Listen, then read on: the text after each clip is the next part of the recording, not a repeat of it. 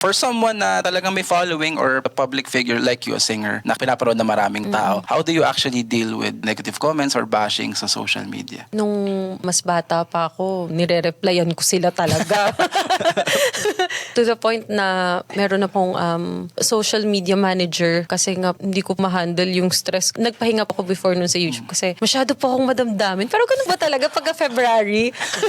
Ngayon naman, wala, hindi ko na po sila pinapansin. Siguro over time, masasanay ka na lang na maiisip mo na hindi na talaga sila mawawala. Ginagawa ko yung pagkanta ko para na lang sa mga taong naniniwala po sa akin. Malay mo naman dumating yung time na yung mga bashers ko and yung mga hindi sumusuporta sa akin may magustuhan silang ginawa ko. Ma-convert sila as Yes. fans, di ba?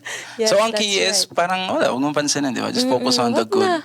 Kasi marami lang kasi akong kakilala and I wanted to share or malaman yung thoughts mo about dun. Na parang kinakain talaga sila ng bashing and then nasisira yung mental health nila. So, yeah, it's good. It's good knowledge from someone na dumadaan dun.